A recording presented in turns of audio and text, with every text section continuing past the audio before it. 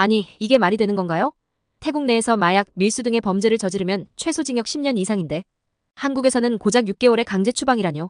이러니까 불법 체류자들이 그렇게 한국을 좋아하지.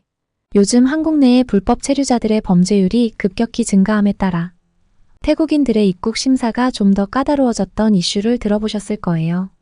하지만 이 정도도 한국 입장에선 솜방망이 처분입니다. 태국 내에서 한국인이 불법 체류 및 마약 밀수를 한다면 최소 징역 10년 이상을 받습니다. 이게 과연 공평한 처분인가요? 그럼에도 태국인들은 자기들이 쫓겨난다고 생각하는 게 너무도 어이가 없습니다. 요즘에는 분위기가 많이 바뀌어 한국 내 태국인 중 합법적으로 체류 중인 사람들에게도 조사 및 검문이 들어간다고 하는데요. 이 때문에 합법 체류자들도 불편을 겪고 있는 중이라고 합니다. 그럼에도 한국을 매우 좋아하고 사랑하는 한 태국 합법 체류자가 있는데요. 이분의 사연은 과연 어떤 내용일까요? 오늘의 사연 바로 시작합니다. 저는 수완나품 공항 활주로에 서 있었어요. 얇은 자켓을 뚫고 찬바람이 불어오는데 제 가슴은 두근거렸죠. 저를 한국으로 데려다줄 거대한 비행기를 올려다보며 모든 게 비현실적으로 느껴졌어요. 지난 몇 주가 마치 꿈같이 흐릿했고 갑자기 태국을 떠나려 하다니 믿기지 않았어요. 제가 29년 동안 살아온 삶이 뒤에 남겨졌죠. 제 이름은 촌차이예요. 저는 고대 사원들과 풍부한 역사를 지닌 아유타야에서 자랐어요. 평생 그곳에 머물 거라 생각했죠. 우리 가족은 부유하지 않았지만 그럭저럭 살아갈 수 있었고 그게 저한텐 충분했어요. 그때까지는요, 녹손이 한국에서 돌아오기 전까지요. 녹손과 저는 어릴 때부터 함께 자랐어요. 거리에서 놀며 어른이 되면 뭘 할지 꿈꾸곤 했죠. 그는 항상 모험을 좋아하는 편이었고 저는 안정을 추구했어요. 2년 전 그는 아무런 계획도 없이 한국으로 떠났어요. 저는 그가 미쳤다고 생각했죠.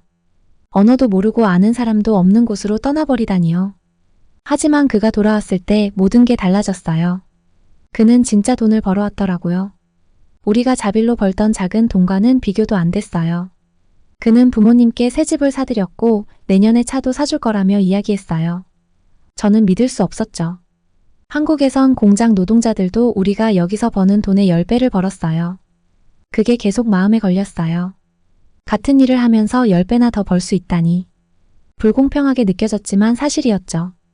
녹손이 돌아왔을 때 제 눈으로 직접 봤으니까요.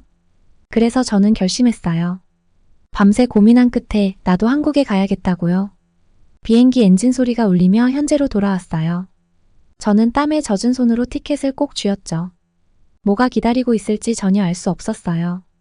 저는 한국어를 할 줄도 몰랐고 녹손의 먼 친척 한 명을 제외하곤 아는 사람도 없었어요. 그 사람도 한 번도 만나본 적이 없었죠. 하지만 희망은 있었어요. 이번이 제가 제 자신을 만들어갈 기회일지도 모른다는 희망이요. 비행기에 탑승할 때 제가 무엇을 하고 있는지 실감이 났어요. 가족, 집, 친구, 익숙한 모든 것을 뒤로하고 떠나는 거였죠.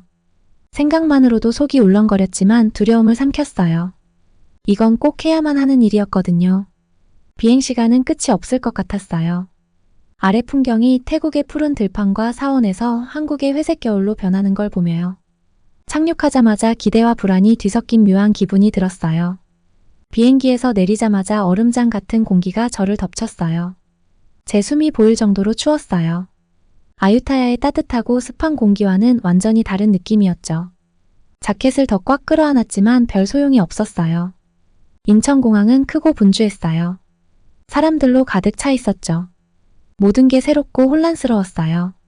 표지판은 한국어로 되어 있었고 영어도 일부 있었지만 전혀 편안하게 느껴지지 않았어요. 제 주머니 속에는 녹손의 친척 이름이 적힌 종이가 있었지만 어디로 가야 할지, 그 사람을 어떻게 찾아야 할지 전혀 감이 오지 않았죠. 출구 근처에서 기다리며 사람들의 물결을 지켜봤어요. 웃거나 이야기하거나 버스와 기차를 타러 급히 가는 사람들도 있었죠. 저는 완전히 외톨이가 된 것 같은 기분이었어요. 제가 여기에 있어도 되는 건가 하는 생각이 들었죠. 추위 때문이 아니라 두려움 때문에 손이 떨리기 시작했어요. 만약 아무도 저를 데리러 오지 않는다면? 만약 이 거대한 도시에서 길을 잃고 돌아갈 방법을 찾지 못하면 어떻게 하죠? 몇 시간이 지난 것 같았을 때 한 남자가 나타났어요. 누군가를 찾고 있는 듯이 주위를 두리번거리더군요. 두꺼운 코트와 목도리를 둘러쓴 그는 찬 공기 속에서 숨을 내뿜고 있었어요. 녹손이 설명해준 대로 그를 알아볼 수 있었어요. 그의 먼 친척 솜차이였죠. 그가 저를 보고 손을 흔들었어요. 저는 급히 가방을 집어들고 그를 따라갔어요. 밖에는 낡고 작은 차가 대기하고 있었죠. 서울로 가는 길은 길고 조용했어요. 솜차이는 태국어를 잘하지 못했고 저는 한국어를 모르니 대화는 거의 없었어요. 대신 창밖으로 펼쳐지는 도시를 지켜봤어요. 고층 빌딩들, 화려한 불빛들, 붐비는 거리들. 모든 게 너무 빨리 움직이는 것 같았어요. 마치 다른 세상에 떨어진 기분이었죠. 마침내 솜차이의 아파트에 도착했을 때 저는 완전히 지쳐 있었어요. 그곳은 작은 주방, 욕실, 그리고 우리가 함께 잘 단 하나의 방만 있는 작은 아파트였어요. 새로운 삶을 시작할 거라 상상했던 모습은 아니었지만 그래도 지붕이 있는 곳이 있어서 감사했어요. 서울에서의 첫 며칠은 정말 힘들었어요. 도시는 거대하고 시끄럽고 추웠어요. 사람들이 무슨 말을 하는지 알아듣지 못했고 저는 완전히 외국인이 된 기분이었어요. 솜차이는 저를 그가 일하는 금속 공방에 취직시켜줬지만 일이 쉽지는 않았어요. 일은 고되고 무거운 도구들을 다루느라 제 손은 거칠어졌어요. 추위에 적응하지 못해 손가락이 얼어붙은 것 같았고 일하기가 힘들었어요. 가장 힘든 건 언어 장벽이었어요. 모두가 한국어로 이야기했고 저는 그 속도를 따라갈 수 없었어요. 몇 마디를 배워보려고 했지만 그 진전은 더디었죠. 종종 저는 길을 잃은 듯한 기분이 들었어요. 마치 밖에서 안을 들여다보는 것처럼요. 사람들이 친절하게 대해줘도 저는 여전히 제가 여기 어울리지 않는 것 같은 느낌이었어요. 하지만 계속 견뎠어요. 견뎌야 했으니까요. 저는 집에 있는 가족과 녹손의 성공을 생각했고 이건 제 기회라고 제 자신에게 되새겼죠. 매일 아침 일찍 일어나 공방에 가서 열심히 일했어요. 지치는 일이었고 가끔은 모든 걸 포기하고 싶었어요. 태국으로 돌아가 제가 알던 삶으로 돌아가고 싶은 마음도 있었죠. 하지만 그럴 순 없었어요. 어느 날 밤 솜차이 아파트의 금이 간 천장을 바라보며 누워있을 때 문득 이런 생각이 들었어요. 이게 전부일까? 내가 모든 걸 걸고 선택한 삶이 이런 걸까? 춥고 외롭고 끝없는 일뿐인 삶 말이에요. 가슴 깊은 곳에서 의심이 피어올랐고 한순간 저는 아유타야를 떠나지 말았어야 했다고 후회했어요. 하지만 곧 녹손의 말이 떠올랐어요. 10배 더 많은 돈, 10배 더 많은 기회. 저는 나아질 거라는 믿음을 가져야 했어요. 시간이 지나면서 조금씩 적응하기 시작했어요. 공방에서 일할 정도로는 몇 마디 한국어를 배웠고 제 손도 단련되었고 추위도 조금씩 견딜만해졌어요. 일이 여전히 힘들긴 했지만 익숙해졌죠. 그리고 여전히 낯선 땅에 있는 기분이었지만 작은 위안도 찾기 시작했어요. 긴 하루 끝에 마시는 따뜻한 국물, 가끔 보이는 동료들의 미소, 어려운 작업을 마쳤을 때의 성취감 같은 것들이요. 때로는 희미하게나마 희망이 보이기 시작했어요. 한국에서의 첫 몇 주는 마치 꿈을 꾸는 것 같았습니다. 차갑고 낯설고 종종 외로웠죠. 모든 것이 익숙하지 않았어요.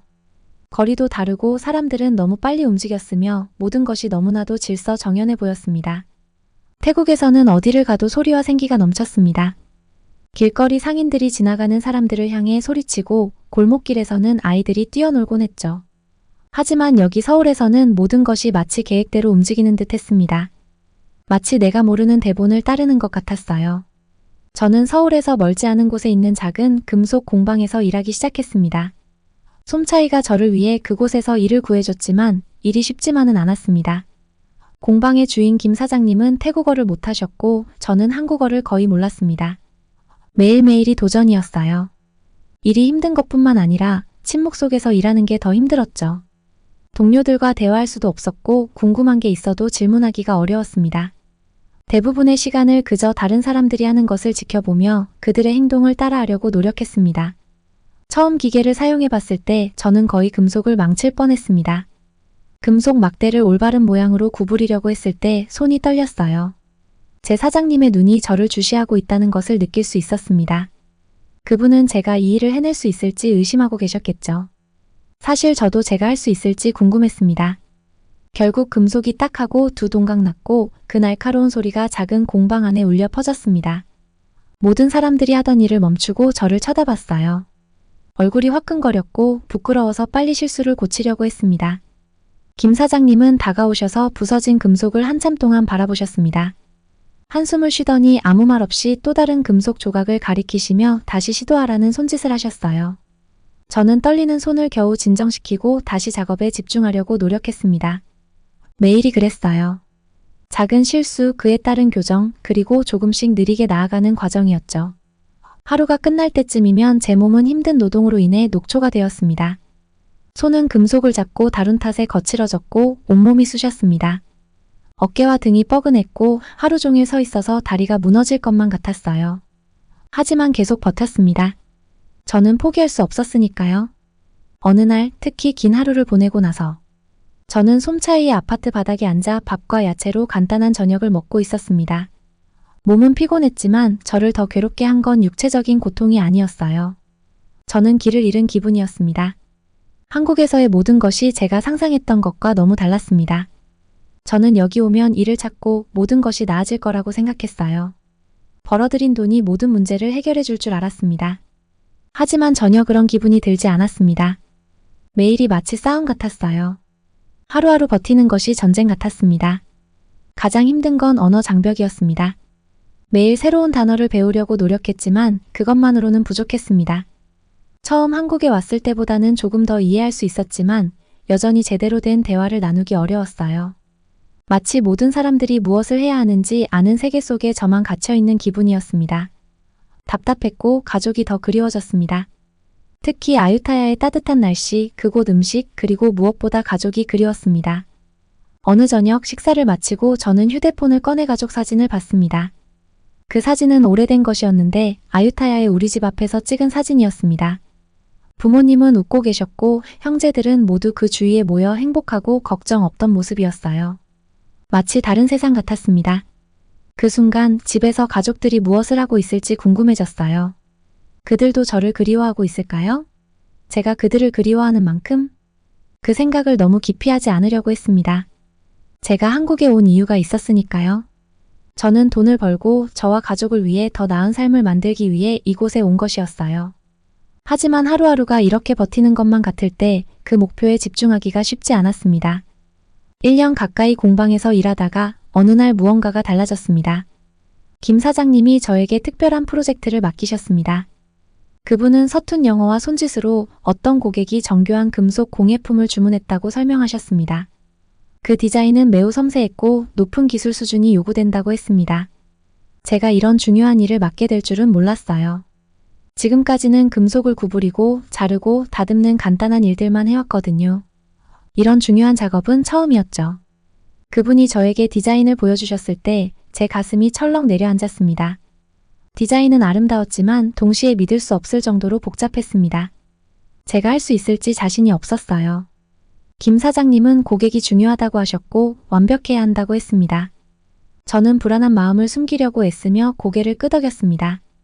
이번이 제 실력을 증명할 기회였지만 실패할까봐 너무나 두려웠습니다. 그 다음 며칠은 제 인생에서 가장 스트레스 받는 날들이었습니다. 저는 공방에서 몇 시간씩 금속을 조심스럽게 다듬고 각 부분이 정확하게 맞아떨어지도록 노력했습니다. 디자인은 매우 섬세해서 손이 흔들리지 않고 아주 차분해야 했습니다. 하지만 제 손은 흔들렸습니다. 도구를 잡을 때마다 손이 떨렸어요. 머릿속에서는 만약 실수하면 어떻게 하지? 라는 생각이 계속해서 맴돌았습니다. 김 사장님이 날 해고하실까? 이러다 일이 끊기면 태국으로 돌아가야 하나? 이런 생각들이 머릿속에서 떠나질 않았습니다. 그 생각들을 떨쳐내려고 했지만 쉽지 않았습니다. 일하면서도 저는 고향에 있는 가족을 떠올렸습니다. 우리 작은 집에 앉아 저를 생각하고 있을 부모님 모습이 머릿속에 그려졌습니다. 형제들도 마찬가지였어요. 그들이 지금 얼마나 힘든지 제가 얼마나 고군분투하는지 전혀 모를 거라는 생각이 들었습니다. 저는 그들에게 내가 성공할 거라고 약속했는데 이제는 그 약속을 지킬 수 있을지 확신이 서지 않았습니다. 그러던 어느 날 결국 제가 가장 두려워했던 일이 벌어졌습니다.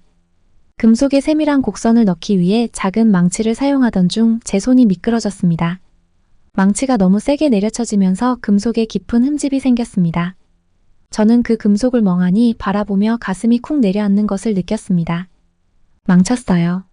모든 것이 엉망이 되어버렸습니다. 소리치고 싶었지만 그러지 않았습니다. 그저 가만히 서서 흠집난 금속을 쳐다봤습니다. 김 사장님은 아직 보지 못하셨지만 곧 알게 되실 거라는 생각에 속이 상했습니다. 이걸 숨길 방법은 없었어요. 그 순간 저는 실패자처럼 느껴졌습니다.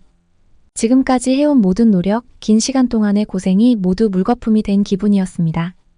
잠시 후 저는 깊게 숨을 들이쉬고 다시 작업을 이어갔습니다. 새로 시작할 시간은 없었고 실수를 완전히 고칠 방법도 없었지만 저는 최선을 다해 손상된 부분을 다듬고 작품을 가능한 한 좋게 만들려고 했습니다. 완벽하지는 않았지만 이 정도면 괜찮을 거라고 생각했습니다. 마침내 완성된 작품을 김 사장님이 보셨고 괜찮을 거라고 생각했던 제 생각이 틀렸어요. 김 사장님은 이렇게 된 작품을 보시고 아무 말 없이 바로 수정에 들어가셨고 김 사장님이 한마디 하셨어요. 앞으론 이렇게 하도록 하게나. 너무나도 멋진 모습이셨고 그 장인 정신에 다시 한번 제가 본 받아야겠다고 생각했어요. 해시태그 3장 두려움의 그림자. 한국에서의 날들이 점점 흐릿해졌어요. 제 삶은 일상이 되었죠. 해가 뜨기 전 일어나서 긴 시간 공장에서 일하고 밤늦게 침대에 쓰러지듯 잠드는 그런 날들의 반복이었어요. 하지만 이렇게 새로운 삶에 익숙해져 가면서도 뭔가 달라졌다는 느낌이 들기 시작했어요. 마치 천천히 다가오는 어두운 구름처럼 뭔가 불안감이 자꾸 커져가는 느낌이었어요. 처음엔 속삭임으로 시작됐어요. 다른 태국인 노동자들 사이에서 경찰이 불법 체류자들을 단속한다는 소문들이 돌기 시작했죠. 처음에는 별로 신경 쓰지 않았어요. 제겐 비자가 있었고 합법적으로 일하고 있었으니까요. 하지만 시간이 지날수록 걱정이 되기 시작했어요. 소문에 따르면 경찰이 더 엄격해지고 서류가 제대로 있어도 즉석에서 증명하지 못하면 문제를 일으킨다는 말이었죠. 두려움이 제 마음속에 스며들기 시작했어요. 길에서 경찰을 볼 때마다 가슴이 뛰었어요. 만약 그들이 저를 다른 사람으로 착각한다면? 제 서류가 가짜라고 생각하면 어떻게 하죠? 제가 잘못한 게 없다는 걸 알면서도 오해받을까봐 두려워지는 거예요. 어느 날 퇴근 후 오랜만에 시장에 가보기로 했어요.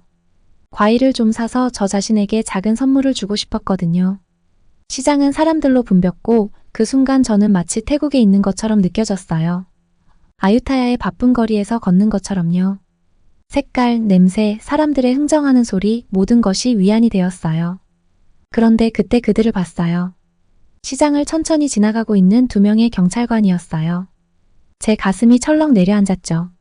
저 잘못한 거 없잖아. 스스로 그렇게 되뇌었지만 발걸음은 더 빨라졌고 손은 떨리기 시작했어요. 마치 오렌지를 고르는 척하면서요. 의심받고 싶지도 않고 너무 눈에 띄고 싶지도 않았어요. 그들을 향해 자꾸 눈길이 가면서도 그들이 저를 알아채지 않길 바랐어요. 그들이 저를 지나칠 때 그제서야 제가 숨을 참고 있었다는 걸 깨달았어요. 온몸에 힘이 빠졌어요. 경찰을 보기만 했을 뿐인데 그렇게 힘이 빠질 줄이야. 이게 제가 살고 있는 새로운 현실이었어요. 아무 잘못도 하지 않았는데도 항상 긴장하고 사는 현실이요. 그날 밤 저는 잠을 잘 수가 없었어요. 계속해서 시장에서 있었던 장면이 머릿속에서 반복되었어요. 왜 이렇게 무서워하는 거지? 왜 나쁜 일이 일어날 것 같은 이 느낌을 떨쳐버릴 수 없는 걸까? 더 나은 삶을 찾아 한국에 왔는데 요즘 들어서 마치 두려움 속에 사는 것만 같았어요. 다음 날 아침 상황은 더 나빠졌어요. 공장에서 평소처럼 일하던 날이었어요. 쇠망치 소리, 용접 불꽃 튀기는 소리, 이 모든 게 익숙한 일의 혼란이었죠. 그런데 점심을 먹고 얼마 지나지 않아 문을 두드리는 소리가 들렸어요. 모두가 얼어붙었어요. 김 사장님이 문을 열었고 그들이 또 들어왔어요. 경찰이었죠. 그들이 안으로 들어서며 방 안을 쭉 둘러봤어요. 제 심장이 철렁 내려앉았어요. 공장이 뜨거운 열기로 가득했지만 제 손은 차가웠어요. 일에 집중하려고 애썼지만 그들의 시선이 방 안을 훑고 있다는 느낌을 무시할 수가 없었어요. 한 경찰관이 사장님과 빠르게 한국어로 대화를 나눴어요. 다 알아듣진 못했지만 서류를 확인하겠다는 말을 들었어요. 제 속이 뒤틀리기 시작했어요. 가방에 서류를 넣어두긴 했지만 그들이 제 물건을 뒤지는 상상을 하자 속이 울렁거렸어요. 경찰관 한 명이 저에게 가까이 다가왔어요. 제 심장 소리가 귀에서 쿵쿵 울렸어요.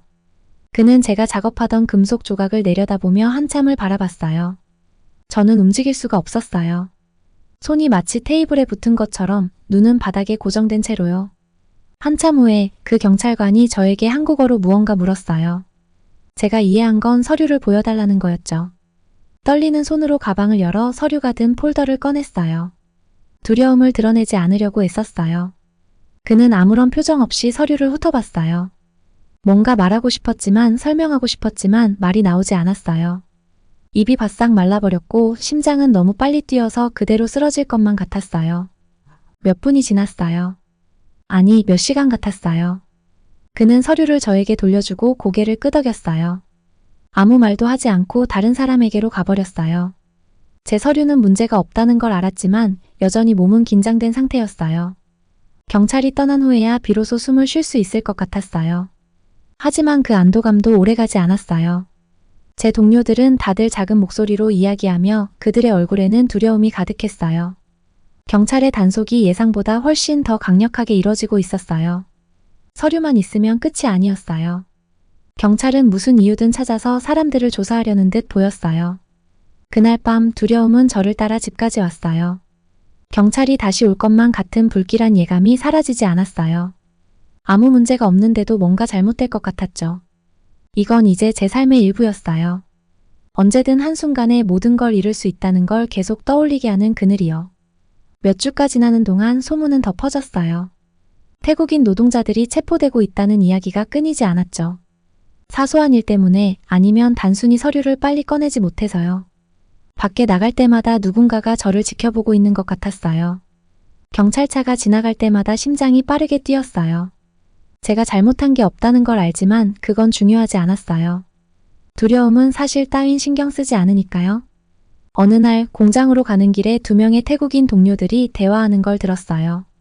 그들은 친구가 경찰에 잡혀갔다는 이야기를 하고 있었어요. 그 친구는 잘못한 게 없었지만 비자가 며칠 전에 만료되었고 그래서 지금 추방될 위기에 처해 있다고 했어요. 그 이야기가 머릿속에서 떠나질 않았어요. 아무리 열심히 일하고 아무리 규칙을 지켜도 작은 실수 하나, 서류 하나가 잘못되면 모든 게 사라질 수 있다는 거죠. 한국에서 내가 쌓아온 삶, 가족을 위해 벌고 있는 돈, 이 모든 게 한순간에 사라질 수 있었어요. 두려움을 떨쳐내려고 했지만 항상 제 마음속에 남아 있었어요. 아무리 일에 집중해도 금속을 섬세하게 다듬는 작업을 할 때조차도 언제든 모든 게 무너질 수 있다는 생각을 피할 수 없었어요. 이 두려움은 저 혼자만의 것이 아니었어요. 다른 태국인 노동자들의 얼굴에서도 똑같이 느껴졌어요.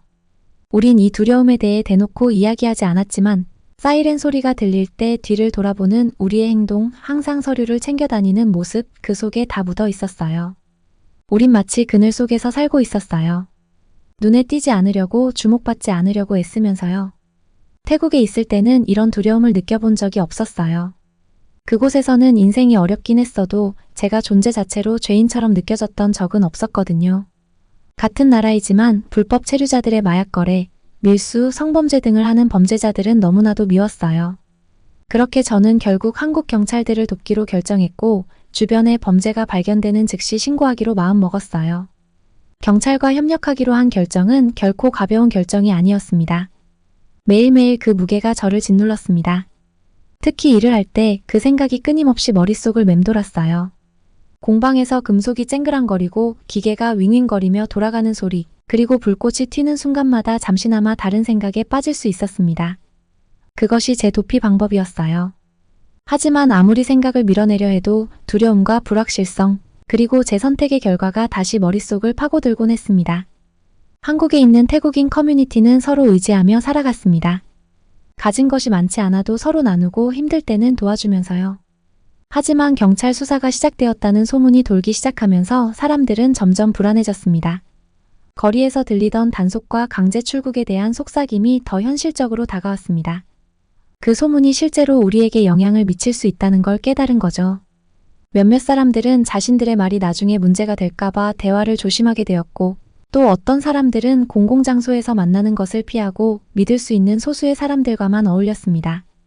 신뢰가 깨지기 쉬운 상황이었고, 특히 경찰이 정보를 모으고 있다는 뉴스가 퍼지면서 더 그랬습니다. 경찰과 이야기하는 것이 위험한 길에 들어서는 것임을 저는 알고 있었습니다.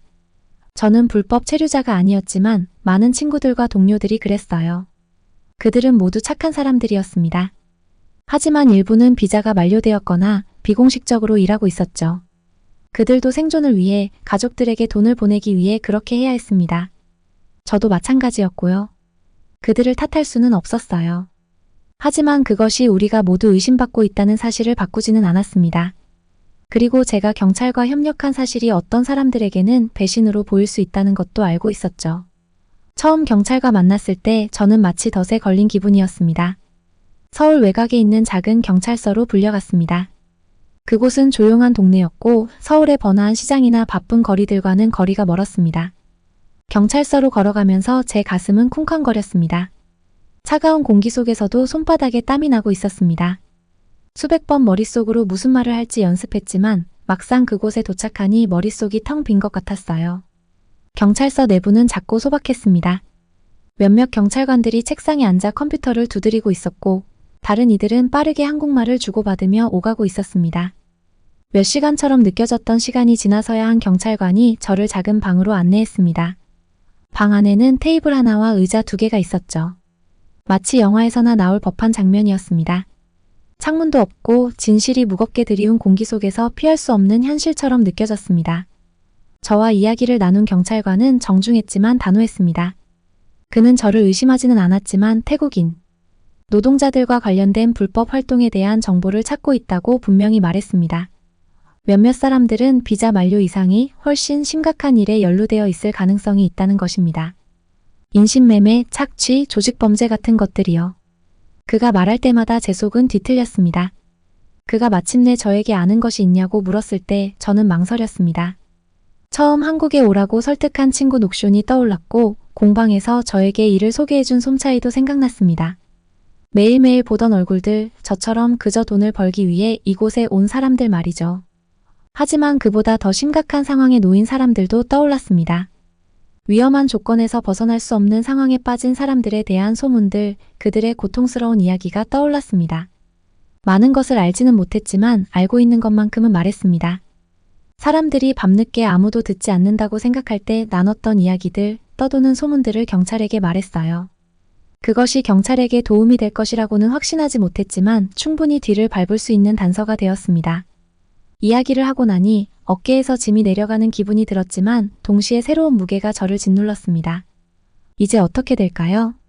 사람들이 제가 경찰과 이야기한 것을 알게 될까요? 그 후 며칠 동안 분위기가 무척 긴장됐습니다. 평소처럼 일을 하러 갔지만 무언가가 달라졌다는 느낌이 들었어요. 공방의 다른 태국인 노동자들은 평소보다 조용했고 새로운 사람이 들어올 때마다 눈빛이 불안하게 흔들렸습니다. 어떤 사람들은 마치 자신을 보호하려는 듯 저와의 거리를 두기 시작했습니다.